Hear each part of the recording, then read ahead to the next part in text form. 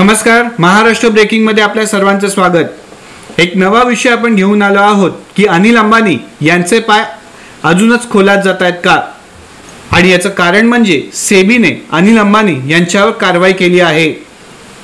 त्यामुळे काही प्रश्न उपस्थित होत आहेत आणि ते प्रश्न असे आहेत की सेबीने अनिल अंबानीवर भांडवली बाजारात व्यवहारास 5 वर्षांची बंदी घातली आहे का। अनिल अंबानींसमोर अडचणी दिवसेंदिवस वाढत आहेत। भांडवली बाजार नियामक सेबीने उद्योगपती अनिल अंबानी यांना 25 कोटी रुपयांचा दंड ठोठावत भांडवली बाजारात व्यवहार करण्यास 5 वर्षांसाठी मज्जाव केला आहे। याबरोबर अनिल धीरूभाई अंबानी अर्थात एडीबी समूहातील बहुतांश कंपन्यांचे समभाग गाळात गेले असून भागधारकांचे मोठे नुकसान झाले आहे। आता यामागची नेमकी कारणे काय आहेत हे आपण जाणून घेऊया। मुळात महाराष्ट्र ब्रेकिंगच्या माध्यमातून आम्ही तुम्हाला सांगतो की अनिल अंबानींवर नक्की कारवाई काय झाली। भांडवली बाजार नियामक सेबीने उद्योगपती अनिल अंबानी यांना 25 कोटी रुपयांचा दंड ठोठावत त्यांना भांडवली बाजारात व्यवहार करण्यास 5 वर्षांसाठी मज्जाव केला आहे।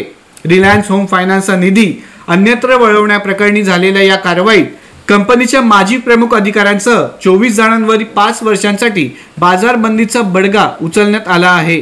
त्यांच्याकडून प्रत्येकी 21 ते 27 कोटी रुपयांच्या दंडाच्या वसुलीचे आदेश देण्यात आले आहेत। म्हणजेच या प्रकरणी एकत्रित मिळून दंडाची रक्कम 625 कोटी रुपयांच्या घरात जाते। सेबीच्या कारवाईमुळे अनिल अंबानी यांना कोणत्याही सूचीबद्ध कंपनीमध्ये संचालक किंवा मुख्य व्यवस्थापकीय कर्मचारी राहण्यास बाजार नियामकाकडे नोंदणीकृत कोणत्याही मध्यस्थ वा दलालामार्फत भांडवली बाजारात व्यवहार करता येणार नाही। त्यामुळे अनिल अंबानी यांच्यासाठी हा खूप मोठा धक्का मानला जात आहे। महाराष्ट्र ब्रेकिंगच्या माध्यमातून जसं आम्ही तुम्हाला सांगितलं की अनिल अंबानी यांच्यावर सेबीने कारवाई केल्यामुळे अनेक प्रश्न उपस्थित होत आहेत आणि त्यातीलच एक महत्त्वाच्या प्रश्नांपैकी जो प्रश्न आहे त्यामध्ये सेबीकडून कारवाई कशासाठी करण्यात आली, म्हणजेच अनिल अंबानी यांच्यावर सेबीकडून कारवाई ही कशासाठी करण्यात आली। अनिल धीरूभाई अंबानी समूहाचे अध्यक्ष म्हणून अनिल अंबानी यांनी त्यांच्या पदाचा आणि रिलायन्स होम फायनान्स मधील त्यांच्या महत्त्वपूर्ण अप्रत्यक्ष भागधारकेचा वापर फसवणूक करण्यासाठी केला।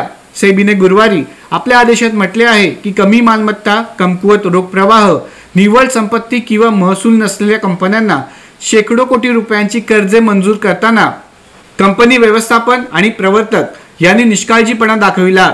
शिवाय यातील अनेक कर्जदारांचा रिलायन्स होम फायनान्सच्या प्रवर्तकांशी जवळचा संबंध होता। हे लक्षात घेता परिस्थिती अधिकच संशयास्पद बनली असल्याचे सेबीने स्पष्ट केले। यापैकी बहुतेक कर्जदार त्यांच्या कर्जाची परतफेड करण्यात अयशस्वी ठरले, ज्यामुळे रिलायन्स होम फायनान्स स्वतः अडचणीत येऊन तिला दिवाळखोरीला सामोरे जावे लागले। याची कंपनीच्या भागधारकांना देखील मोठ्या प्रमाणावर झळ बसली। तुम्हाला प्रश्न पडला असेल की अनिल अंबानी यांनी कंपनीचा कसा गैरफायदा घेतला। अनिल अंबानी यांनी रिलायन्स होम फायनान्सच्या प्रमुख व्यवस्थापकीय कर्मचाऱ्यांच्या मदतीने कंपनीतील निधी त्यांच्याशी संबंधित सहयोगींना कर्ज म्हणून दिल्याचे दाखवणारी एक फसवी योजना आखली होती। समूह कंपन्या आणि संबंधित संस्थांकडे वळवलेला निधी 8,800 कोटी रुपयांच्या घरात आहे। ही कर्जे अशा कंपन्यांना देण्यात आली ज्यामध्ये मालमत्ता, रोख प्रवाह, निव्वळ संपत्ती किंवा महसूल मिळवत नाही। यामध्ये Reliance capital limited, Reliance Commercial Finance Limited, Reliance power limited आणि रिलायन्स इन्फ्रास्ट्रक्चर लिमिटेड यांसारख्या कंपन्यांचा समावेश आहे। यापैकी बहुतेक कर्जदार कर्जाची परतफेड करण्यात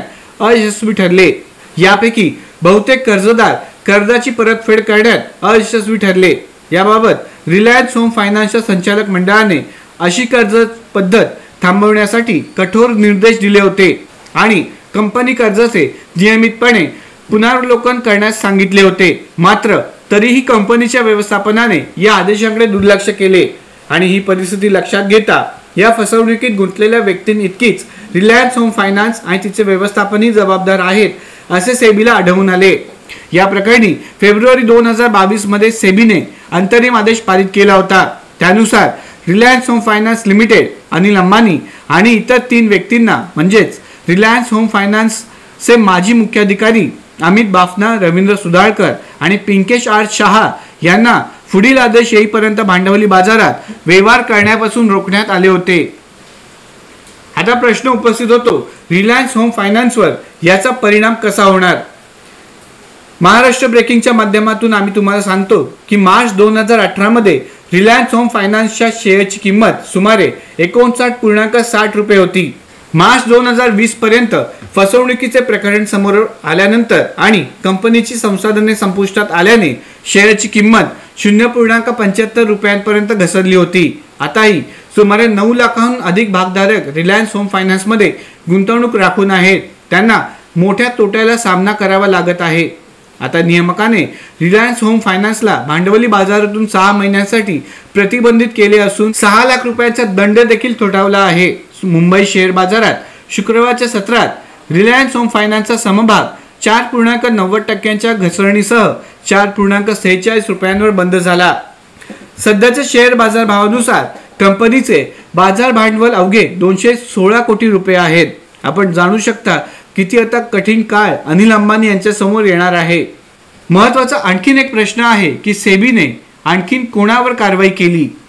सेबीने प्रतिबंधित केलेल्या 24 संस्थांमध्ये रिलायन्स होम फायनान्स लिमिटेडचे माजी प्रमुख अधिकारी अमित बाफना, रवींद्र सुधाळकर आणि पिंकेश आर शहा यांचा समावेश आहे आणि सेबीने त्यांना या प्रकरणात त्यांच्या कथित भूमिकेबद्दल दंड ठोठावला. बाफना यांना 27 कोटी रुपये, सुधाळकर यांना 26 कोटी रुपये आणि शहा यांना 21 कोटी रुपये दंड ठोठावला.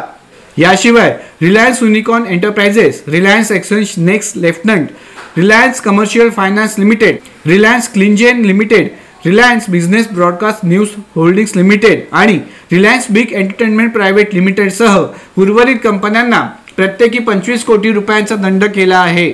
हा दंड बेकायदेशीररित्या कर्ज मिळवल्याबद्दल आणि रिलायन्स होम फायनान्सकडील निधी बेकायदेशीरपणे वळवण्यासाठी मध्यस्थ म्हणून काम केल्याबद्दल त्यांच्यावर लावण्यात आला आहे.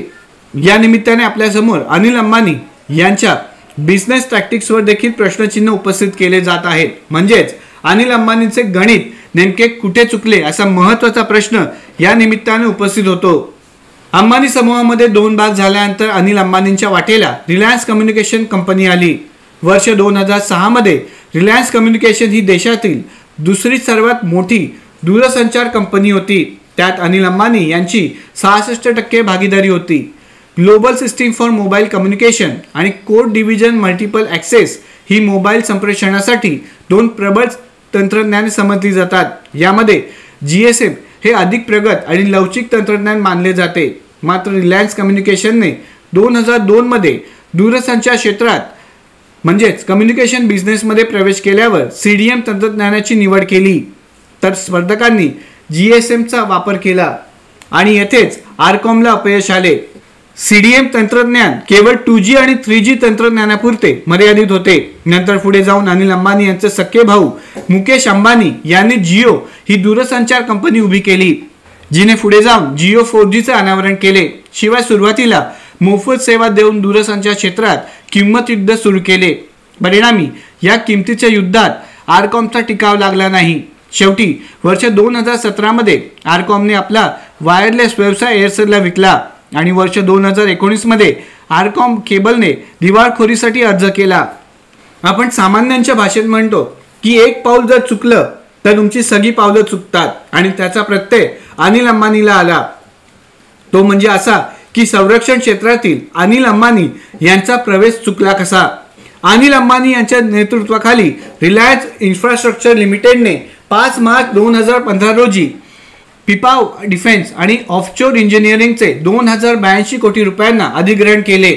मात्र त्या कंपनीवर 7,000 कोटी रुपयांचं कर्ज होते. परिणामी कर्ज वसुलीसाठी industrial finance corporation of India आणि इंडस्ट्रियल डेव्हलपमेंट बँक ऑफ इंडियाकडून राष्ट्रीय कंपनी कायदा न्यायाधिकरण अर्थात NCLTकडे कारवाईची मागणी केली. त्यावर कारवाईचा बडगा उगारत पिपावाव डिफेन्स विरुद्ध कायदेशीर कारवाई करत दिवाळखोरीला सामोरे जावे लागले. या घोटाळ्यांमध्ये अनिल अंबानी यांच्या सहभागाचा आरोप नेमकी काय आहे तो आपण जाणून घेऊया. केंद्रीय अन्वेषण ब्युरो अर्थात CBIने 2G घोटाळ्यात अनिल अंबानी यांचा सहभाग असल्याचा संशय व्यक्त केला. 2Gचा परवाना म्हणजेच लायसन मिळवण्यासाठी स्वान टेलिकॉमची स्थापना केल्याचा आरोप त्यांच्यावर होता. शिवाय अनिल अंबानी यांच्या रिलायन्स कम्युनिकेशनच्या सेवांसाठी एरिक्सनला देखील कोणतेही शुल्क दिले नसल्याने या थकबाकीचा मोठा डोंगर उभा राहिला.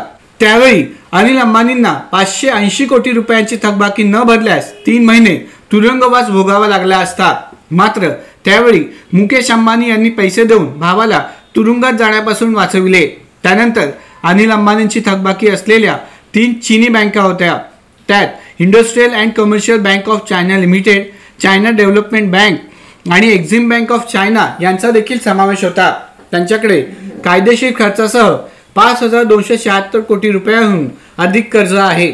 यामुळे अनिल अंबानी यांच्या प्रतिष्ठेवर खूप मोठा परिणाम झाला आणि मार्केटमध्ये असंच बोललं जातं की तुमची इमेज एकदा डाऊन झाली, तुमची इमेजवर परिणाम झाला की तुम्ही खलास होतात. आणि अनिल अंबानी यांच्यासोबत देखील हेच होत आहे. जसं आम्ही तुम्हाला सांगितलं की तुमचं एक स्टेप चुकली तर अख्खं आयुष्य बर्बाद होतं. तोच प्रकार अनिल अंबानी यांच्यासोबत घडला. रिलायन्स पॉवरच्या IPO कडूनही निराशा झाली.